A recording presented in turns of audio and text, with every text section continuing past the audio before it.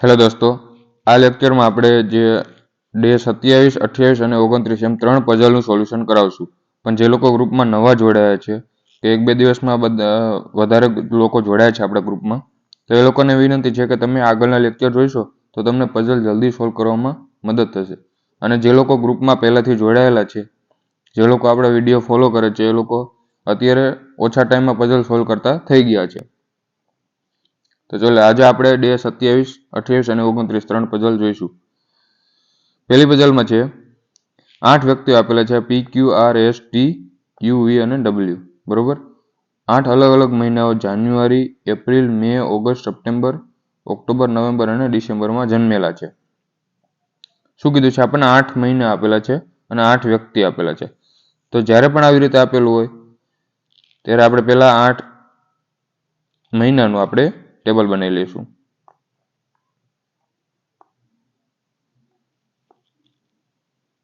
ઘણા બધા શું કરતા હોય કે આપણે જે P, Q, R, S, T છે ને એ પહેલા મૂકીએ. આવી રીતે ટેબલ બનાવે P, Q, R, S નહીં, એવી રીતે ટેબલ નહીં બનાવવાનું.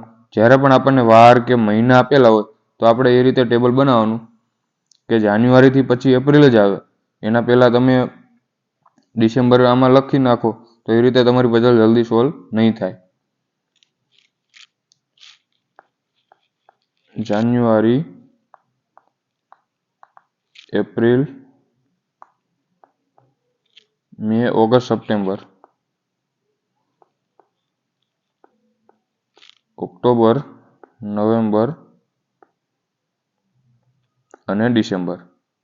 તો આવી રીતે આપણને 8 મહિના આપેલા છે. બરોબર, હવે આગળ શું કીધું છે કે જરૂર નથી કે તે જ ક્રમમાં જન્મેલા હોય. એટલે આપણે એમ નથી કીધું કે અહીંયા P, Q, R, S એવી રીતે મૂકી દેવાના. આગળ આપણને કન્ડિશનો આપેલી છે, એ આપણે જોતું જવાનું અને પઝલ સોલ્વ કરવાની છે. P નો જન્મ સમપ્રમાણ દિવસો ધરાવતા મહિનામાં થયો હતો. સમપ્રમાણ દિવસો એટલે શું થઈ ગયું કે જ્યારે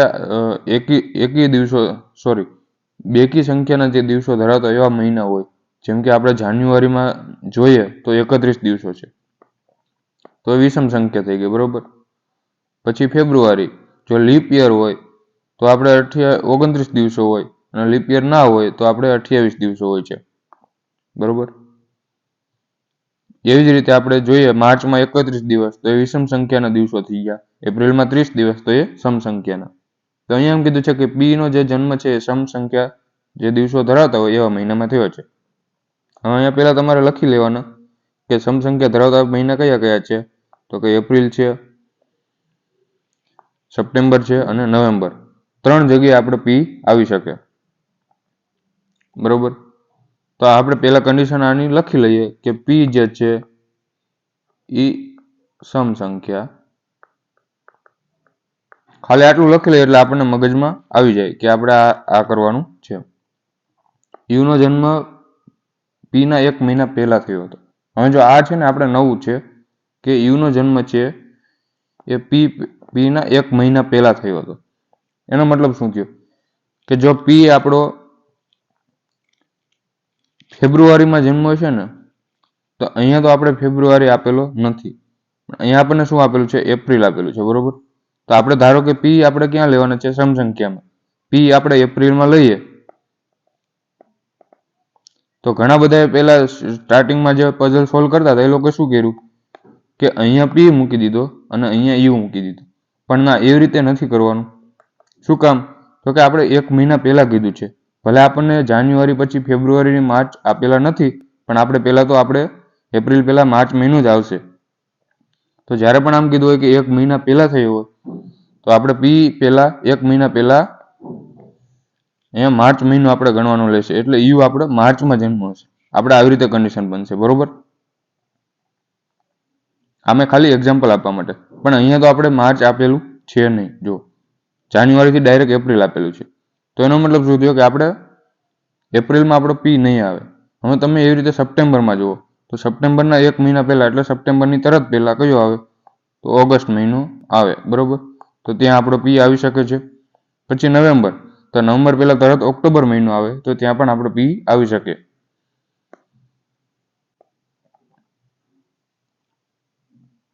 તો અહીંથી આપણે કેટલી બે કન્ડિશન મળી કે પી એપ્રિલમાં તો નહીં જ આવે, પી સપ્ટેમ્બરમાં આવશે અથવા તો પી નવેમ્બરમાં આવશે, બરોબર. અને શું કીધું છે કે યુનો જન્મ પીના 1 મહિના પહેલા તરત થયેલો હતો. તો હમણાં જ મેં કીધું કે 1 મહિના પહેલા એટલે સપ્ટેમ્બર પહેલા 1 મહિના પહેલા તરત કયો આવે તો ઓગસ્ટ મહિનો આવે. તો યુ જે છે આપણો ઓગસ્ટમાં આવશે અને બીજી કન્ડિશનમાં યુ જે છે એ ઓક્ટોબર મહિનામાં આવશે. જેટલા લોકો વી પહેલા જન્મેલા છે એટલા ડબલ્યુ પછી જન્મેલા છે. અહીંયા આપણે લખી લઈએ વી બરાબર ડબલ્યુ, એટલે વી પહેલા જાય એટલા ડબલ્યુ પછી છે. વીનો જન્મ ક્યુના 3 મહિના પછી થયો હતો. ક્યુના 3 મહિના પછી, એટલે ક્યુ પછી 2 મહિના આપણે છોડી દેવાના અને ત્રીજા મહિને જે છે એ કોણ છે? વી. વીનો જન્મ ક્યુના 3 મહિના પછી થયેલો હતો. હા, અહીંયા જે આપણે મેં હમણાં જ કીધું એમ કે 3 વ્યક્તિ પછી નથી આપ્યું, 3 મહિના પછી છે. જો ક્યુ આપણે જાન્યુઆરીમાં લઈએ, ધારો કે ક્યુ જાન્યુઆરીમાં હોય તો પછી કયા 2 મહિના આપણે છોડવાના? ફેબ્રુઆરી અને માર્ચ આપણે છોડવાના રહેશે અને એપ્રિલમાં જે છે એ આપણો વી આવી જશે. તો એવી કન્ડિશનમાં આપણે શું થશે? અહીંયા ક્યુ આવશે અને અહીંયા વી આવી જશે. જો આપણી કન્ડિશન શું થઈ ગઈ કે વીનો જન્મ ક્યુના 3 મહિના પછી, તો જાન્યુઆરીમાં જન્મ થાય પછી ફેબ્રુઆરી, માર્ચ અને એપ્રિલમાં વીનો જન્મ. તો આવી રીતે આપણી કન્ડિશન બને છે.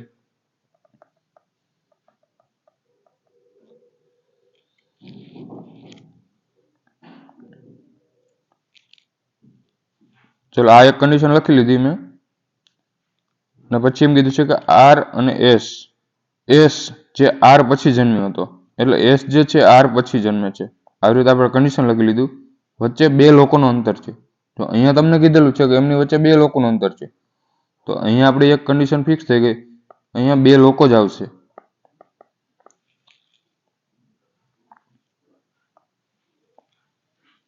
અને જે ઉપરની આપણે ક્યુ અને વી વાળી કન્ડિશન છે એમાં આપણે 2 મહિના લેવાના છે, બરોબર.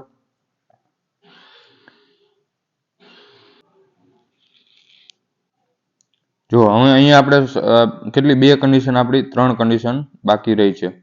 બાકી બધું આપણે થઈ ગયું છે. તો હવે શું કરવાનું કે ક્યુના આપણે 2 મહિના પછી વી જન્મે છે. તો હમણાં જ મેં કીધું કે ક્યુ એપ્રિલમાં હોય, બરોબર. તો વી જે છે ક્યુ જાન્યુઆરીમાં હોય તો વી જે છે આપણો અહીંયા આવશે, કેમ કે 2 મહિના છોડી અને ફેબ્રુઆરી અને માર્ચ આપણે છોડી અને વી મૂક્યો. અને બીજું આપણે કન્ડિશન એ છે કે વીની નીચે જેટલા છે એટલા જ આપણે વીની ઉપર છે એટલા ડબલ્યુ નીચે, તો ડબલ્યુ આપણો અહીંયા આવી ગયો, બરોબર. અને એક આ કન્ડિશન બાકી છે કે આર અને 2 છોડીને એસ છે, તો આર અને એસ આપણો અહીંયા આવી ગયો. અને એક બાકી રહ્યો છે પી ક્યુ આર એસ ટી, અહીંયા આપણો ટી આવી ગયો. હા, આ તો આપણે એક કન્ડિશન થઈ ગઈ, પણ હવે બીજી કન્ડિશન આપણી ખોટી શું કામ પડે છે એ પણ હું તમને કહી દઉં. આ જે છે આપણો ફાઇનલ જવાબ થઈ ગયો. હવે અહીંયા તમે જુઓ ક્યુના 2 મહિના પછી વી છે, બરોબર. ક્યુ અને વી અહીંયા આવશે. હવે એમ કીધું છે કે વી જેટલા ઉપર છે એટલા ડબલ્યુની નીચે. તો અહીંયા તો પી આવી ગયો છે. જો વીની ઉપર આપણે 1 છે તો ડબલ્યુની નીચે પણ 1 હોવો જોઈએ. અહીંયા પી આવી ગયો, તો ત્યાં ક્યુ અને વી નહીં આવે. પછી તમે એપ્રિલમાં ધારો કે લીધો, અહીંયા એપ્રિલમાં આપણે ક્યુ લીધો, તો પછી એપ્રિલ, મે અને જૂન છોડી અને જુલાઈમાં વી આવશે, બરોબર. આપણે એપ્રિલમાં ક્યુ લઈએ અને જુલાઈ તો આપણી પાસે છે નહીં, તો એ પણ નહીં આવે. એપ્રિલમાં પણ ક્યુ નહીં આવે.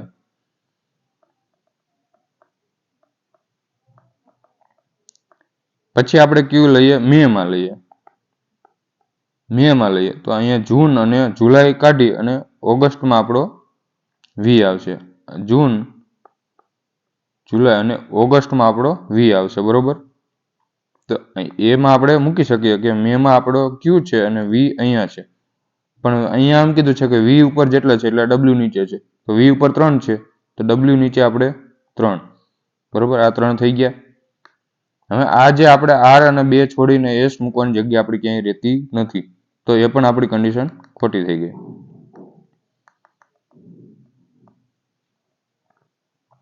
હવે તમે ક્યુ ઓગસ્ટમાં લ્યો ધારો કે અહીંયા તમે ઓગસ્ટમાં લ્યો તો સપ્ટેમ્બર અને ઓક્ટોબર છોડી અને નવેમ્બરમાં આપણો વી, તો નવેમ્બરમાં આપણે ક્યાંય જગ્યા નથી. તો એ રીતે આપણે આ કન્ડિશન છે એ ખોટી પડશે અને આ જે છે આપણો ફાઇનલ આન્સર થઈ ગયો. ચલો નેક્સ્ટ જોઈએ.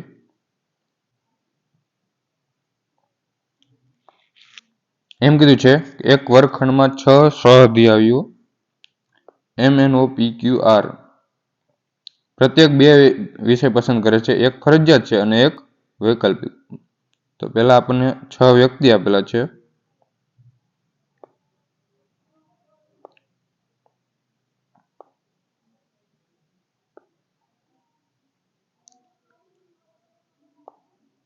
વ્યક્તિ આપેલા છે આપણને, બરોબર. એમાં કોણ કોણ છે? MNOP અને QR.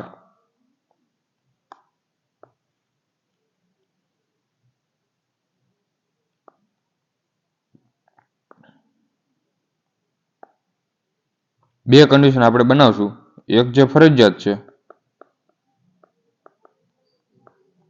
અને એક વૈકલ્પિક, બરોબર. શું કીધું છે આપણને કે P નો વૈકલ્પિક વિષય ભૂગોળ છે. તો P નો આપણે ભૂગોળ મળી ગયો. જેટલું આપેલું છે મળી જાય ને એટલું લખવા જ માંડવાનું, બોક્સ બનાવીને. આમ ટાઈમ વેસ્ટ નહીં કરવાનો, બરોબર. જ્યારે બીજા 3 વિષયનો તે ફરજિયાત છે.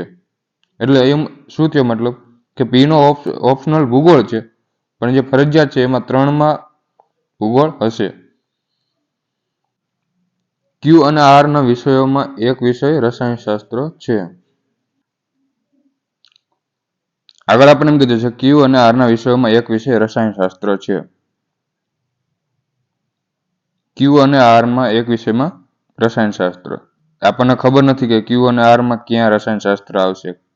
ફરજિયાત પણ હોઈ શકે અને વૈકલ્પિક પણ હોઈ શકે. તો ત્યાં આપણે હજી નહીં મૂકીએ કંઈ. R નો ફરજિયાત વિષય ભૌતિક વિજ્ઞાન છે. તો ચલો R નો આપણને મળી ગયો, ભૌતિક વિજ્ઞાન છે, બરોબર. જે O અને Q નો વૈકલ્પિક છે. તો O માં પણ આપણે ભૌતિક મૂકવાનું એક અને Q માં પણ આપણે એક ભૌતિક વિજ્ઞાન મૂકી દઈશું.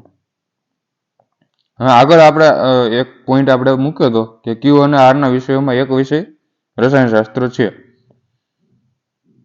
તો Q માં એક તો ભૌતિક વિજ્ઞાન આવી ગયું. તો હવે કયું આવશે અહીંયા ફરજિયાતમાં? રસાયણ.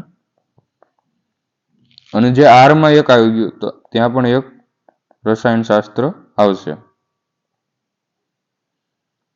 એમના ફરજિયાત વિષયો ફરજિયાત ભૂગોળ છે અને વૈકલ્પિક છે એ ઇંગ્લિશ છે. જો અહીંયા ક્રમ આપણે જોવાનો કે ફરજિયાત આપેલો છે એ પહેલા ભૂગોળ આપેલો છે, પહેલા ફરજિયાત છે એ ભૂગોળ છે. કોનો? એમનો. તો અહીંયા એમનો ભૂગોળ અને અંગ્રેજી, બરોબર. હવે જીવ વિજ્ઞાન છે કોઈ પણ એકનો જ વૈકલ્પિક છે. હવે એક જ આપણે વધ્યો છે તો અહીંયા આપણે જીવ વિજ્ઞાન આવી ગયું.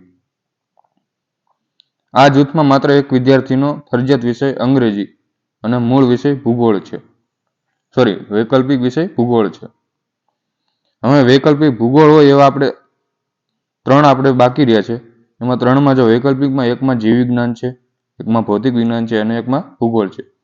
પણ અહીંયા પણ એમ કીધું છે કે વૈકલ્પિક એક ભૂગોળ હોવો જોઈએ. તો એનો ફરજિયાત આપણે અંગ્રેજી લેવાનો જ છે. તો અહીંયા આપણો અંગ્રેજી આવી ગયો, બરોબર. હવે આપણે આગળ એક કન્ડિશન મૂકેલી કે કઈ કન્ડિશન કે બીજા 3 વિદ્યાર્થીઓનો ફરજિયાત વિષય જે છે એ ભૂગોળ છે. આ કન્ડિશન આપણે બાકી મૂકેલી. તો ભૂગોળ આપણે એક આવી ગયો. હજી આપણે 2 જગ્યાએ આપણે ભૂગોળ મૂકવાના છે. તો અહીંયા પણ ભૂગોળ આવશે અને અહીંયા પણ ભૂગોળ આવશે. તો આ થઈ ગયો આપણો ફાઇનલ જવાબ. ચલો છેલ્લો જોઈએ. 8 લોકો આપણને આપેલા છે.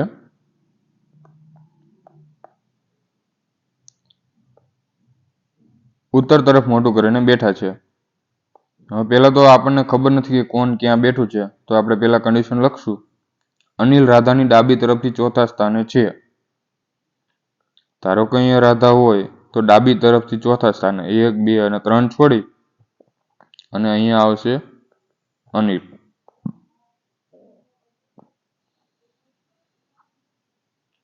રાધા પંક્તિના છેડે બેઠેલી નથી. તો રાધા જે છે ને એ છેડે નથી. બરોબર. જગ્ગુ અનિલનો તરતનો નજીકનો પડોશી છે. તો અનિલ જે હશે ને એની બાજુમાં જગ્ગુ હશે. પારુલ અને જગ્ગુ વચ્ચે બે લોકો બેઠેલા છે. તો પારુલ અને 2 છોડી અને જગ્ગુ. બરોબર. અનિલ પારુલના ડાબી બાજુ બેઠેલો છે.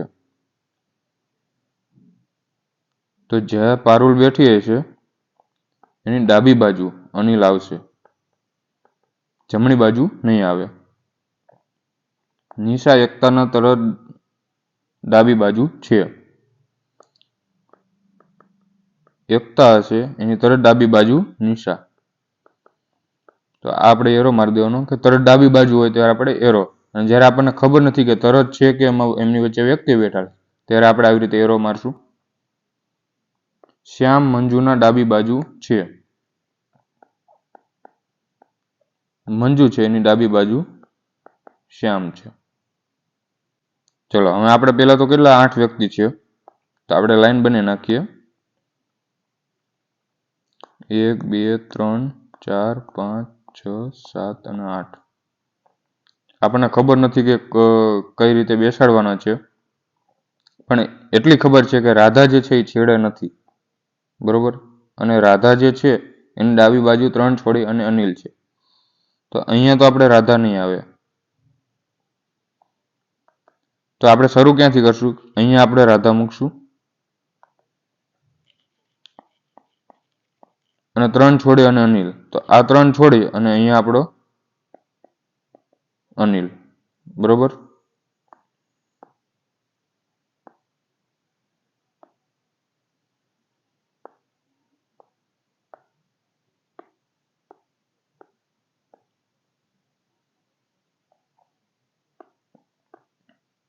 ચલો બીજા કેસમાં શું થશે કે રાધા અહીંયા હશે અને 3 છોડી અને અહીંયા અનિલ આવશે.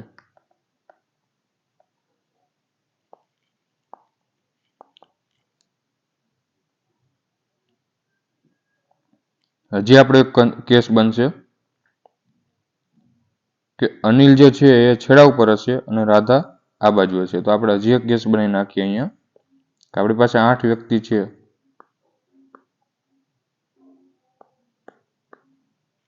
તો અહીંયા આપણે પહેલા તો 1 છોડીને રાધા લીધી, પછી 2 છોડી લીધી. તો હવે 3 છોડી અને અહીંયા રાધા લઈએ અને આપણે 3 છોડી અને હજી એક શું કહેવાય અનિલ મૂકવાનો છે. તો 3 છોડી અને આપણો અનિલ અહીંયા. તો આપણે આ કન્ડિશન આપણી પૂરી થઈ ગઈ. આમ કીધું છે કે અનિલની બાજુમાં જગ્ગુ છે.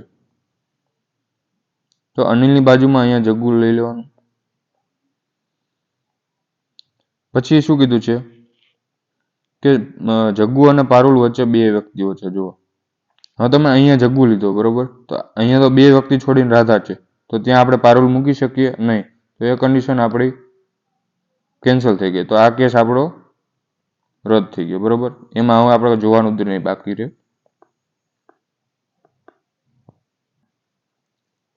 ચલો એવી જ રીતે